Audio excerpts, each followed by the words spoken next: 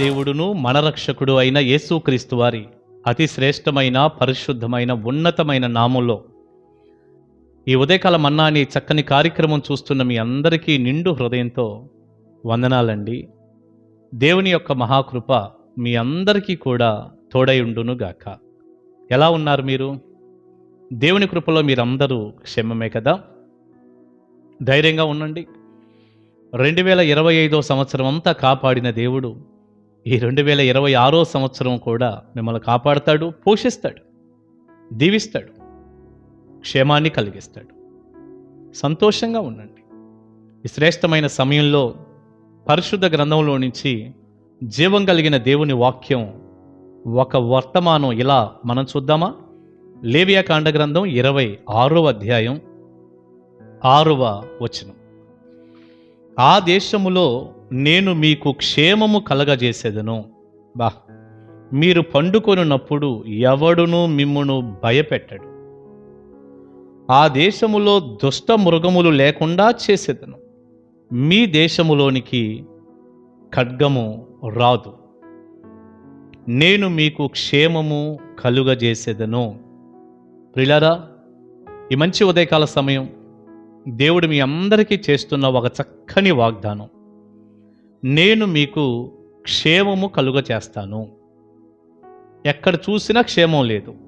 ఎటు చూసినా సమస్యలు, ఎటు చూసినా ప్రమాదాలు, ఎటు చూసినా మరణకరమైన పరిస్థితులు, ఎటు చూసినా కష్టాలు, కన్నీరు, క్షేమము లేదు. అందుకే యోబు గ్రంథం 9వ అధ్యాయంలో కూడా 25వ వచనం, క్షేమము లేకుండానే దినాలన్నీ గడిచిపోతున్నాయి, చాలా పరుగు మీద పోవువాని కంటే కూడా త్వరగా అయిపోతున్నాయి, క్షేమం లేకుండానే అయిపోతున్నాయి అని దేవుని వాక్యం తెలియచేస్తుంది. కానీ దేవుడు ఈ ఉదయకాలం మనతో అంటున్న మాట ఏంటంటే, నేను మీకు క్షేమాన్ని కలిగిస్తాను. హల్లెలూయా. క్షేమం ఎవరివ్వాలి? దేవుడే. మనంతటికి మనం క్షేమాన్ని కలిగించుకోలేం, క్షేమాన్ని తెచ్చుకోలేం, మనల్ని మనం కాపాడుకోలేము, మనల్ని మనం అసలు ఏమీ చేసుకోలేము. కొద్దిగా ఏదో జాగ్రత్త చేసుకున్నట్టు కనపడతామేమో కానీ మన క్షేమం మన చేతుల్లో ఉందా ఏంటి? మన కాపుదల మనం చేసుకోగలమా ఏంటి? అదే నిజమైతే ఈ రోజున ఇన్ని ప్రమాదాలకు గురైన వ్యక్తుల సంగతి ఏమిటి? ఎంతటి వ్యక్తి అయినా తన కాపుదల, తన క్షేమం తన చేతుల్లో లేదు. దేవుడు చెయ్యాలి. ప్రియబిడ్డ, దేవుడు చెయ్యాలి. దేవుడే క్షేమం ఇవ్వాలి. ఆయనే అంటున్నాడు, నేను మీకు క్షేమం కలగజేస్తాను. మీరు పండుకొనినప్పుడు ఎవడు కూడా మిమ్మల్ని భయపెట్టడు. నేనంత ధైర్యాన్ని, కాపుదల మీకు ఇస్తాను. దుష్టమృగములు మీ దేశంలో లేకుండా చేస్తాను. ఖడ్గం కూడా మీ దేశంలోనికి రాదు. ఎంత కాపుదల, ఎంత ప్రొటెక్షన్! అది దేవుడిచ్చే క్షేమం అంత గొప్పదండి. ధైర్యంగా ఉండండి. మీకు, మీ కుటుంబానికి, మీ బిడ్డలకు ఏ సంవత్సరం క్షేమం కలుగునుగాక. అయితే మనం ఒక పని చేయాలి సుమా, ఇది కూడా మర్చిపోవద్దు. ఏంటన్నయ్యా అది అంటారా?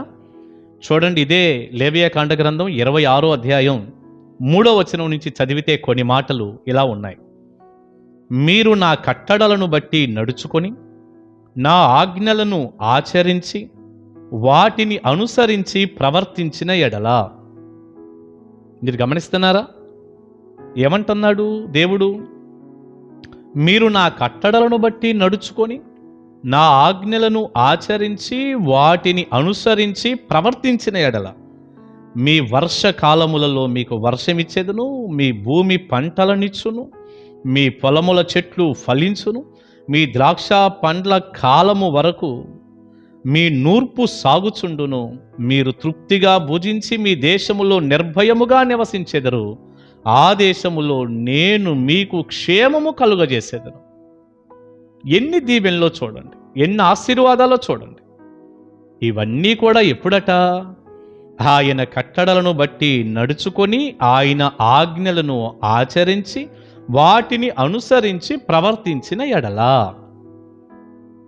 దేవుని మాటలు, దేవుని ఆజ్ఞలు, దేవుని కట్టడలు. దైవ భయంతో మనం వాటిని ఆచరిస్తే, భక్తి జీవితాన్ని కొనసాగించుకుంటే దేవుడు చెప్పినట్టు విని దాని ప్రకారం చేస్తే తప్పకుండా మనకి క్షేమం కలిగింది. మరి బిడ్డ, ఒకవేళ 25వ సంవత్సరంలో దేవుని మాట పెడచెవిని పెట్టావేమో, ఆయన ఆజ్ఞలు కట్టడలు కాళ్ళదన్నావేమో, నిర్లక్ష్య వైఖరి కనపరిచావేమో, అందుకే ఒకవేళ నీకు క్షేమము లేదేమో. ఇప్పుడైనా ఒక్కసారి ప్రభువా నన్ను క్షమించు, నీ కట్టడలను అనుసరిస్తాను, నీ ఆజ్ఞలు పాటిస్తాను, వాటిని ఆచరిస్తాను, దాని ప్రకారం జీవిస్తాను, మీ వాక్యానుసారంగా బ్రతుకుతానయ్యా, ఒక్క మాట చెప్పు, సరిచేసుకో, నీ జీవితాన్ని మార్చుకో. క్రొత్త సంవత్సరం కొత్త తీర్మానాలు చేయి, క్రొత్త హృదయాన్ని దేవుడు ఇవ్వాలని అడుగు, దేవుని వాక్యానుసారంగా బ్రతుకు, నమ్మకంగా దేవుని సన్నిధికి వచ్చి పరిశుద్ధంగా జీవించి ఆయన ఆజ్ఞలు కట్టడల ప్రకారం ఆయన వాక్యానుసారంగా నువ్వు జీవించు, రక్షణ పొంది నమ్మకంగా ఉండు. దేవుడు మీకు క్షేమాన్ని కలిగిస్తాడు. ప్రియ బిడ్డ, ఎక్కడైనా ఒక అవిధేయత ఉంటే సరిచేసుకో. ఆయన మాట నువ్వు ఎక్కడైనా లేదో చూసి మరలా మొదటి ప్రేమలోనికి రా. తప్పకుండా దేవుడు నీకు తోడై ఉంటాడు. ఆయన నీకు నీ కుటుంబానికి క్షేమాన్ని కలిగించి ఎంత కాపుదల, ఎంత ఆశీర్వాదాన్ని ఇస్తాడు. ఆ మాటలు ఇక్కడున్నాయి. ఈ వచనాల్లో ఉన్న దీవెనలన్నీ మీకు కలుగునుగాక. ఈ 2026 సంవత్సరం అంతా మీకు మీ కుటుంబానికి క్షేమము కలిగి, దీవెన కలిగి, కృప కలిగి ఆశీర్వదించబడుదురుగాక. ఆమేన్. భక్తి విషయంలో మాత్రం చాలా జాగ్రత్తగా ఉండండి. దైవ దీవెన మీకు కలుగునుగాక. ప్రార్థన చేసుకుందాం. పరిశుద్ధుడా, ప్రేమగల తండ్రి, విత్తబడిన చక్కని సందేశం మీ పిల్లలకు దీవెనకరంగా చేయండి అయ్యా. 25వ సంవత్సరం అంతా కాపాడారు. ఈ 2026 సంవత్సరం కూడా మీరు కాపాడి క్షేమమిచ్చి దీవించి ఆశీర్వదించి కొరత లేనటువంటి సమృద్ధినివ్వండి.